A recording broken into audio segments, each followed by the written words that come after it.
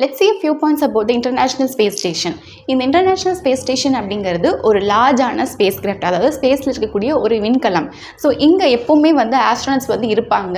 இது எங்கே பிளேஸ் பண்ணியிருக்காங்க அப்படின்னா எர்த்துலேருந்து 400 கிலோமீட்டர் டிஸ்டன்ஸ்க்கு அங்கிட்டு ஒரு லோ எர்த் ஆர்பிட்டில் வந்து இருந்துக்கிட்டு எர்த்தை வந்து சுற்றிக்கிட்டு வந்து இருக்குது. And this space craft is also A science laboratory. அங்கே ஆஸ்ட்ரோனட்ஸ் இருந்து நிறைய சயின்ஸ் எக்ஸ்பெரிமெண்ட்ஸ் எல்லாம் வந்து கண்டக்ட் பண்ணுறாங்க இன் மைக்ரோ கிராவிட்டி என்வரான்மெண்ட். அதாவது அங்கே கிராவிட்டி அப்படிங்கிறது கம்மியாக தான் இருக்கும். அங்கே ஆஸ்ட்ரோனட்ஸால் நடக்கலாம் முடியாது. They can't able to walk or run. அவங்க வந்து ஃப்ளோட் தான் ஆகிட்டு இருப்பாங்க அந்த என்வரான்மெண்ட்டில்.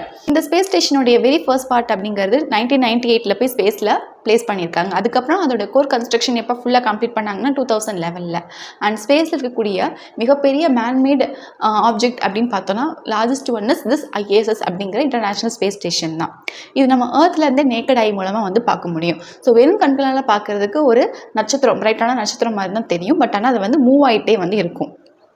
ஃபர்ஸ்ட் ஹியூமன் க்ரூ வந்து எப்போ அந்த ISSக்கு போனாங்கன்னா 2000 வந்து போயிருக்காங்க. அதுக்கப்புறமா அந்த ஸ்பேஸ் ஸ்டேஷனில் ஹியூமன்ஸ் இல்லாமல் இருந்ததே வந்து கிடையாது. அட்லீஸ்ட் ஒரு 6 ஹியூமன்ஸ் ஆச்சும் வந்து இருந்துக்கிட்டே வந்து இருப்பாங்க எந்த ஒரு இன்ஸ்டன்ட்லேயும்.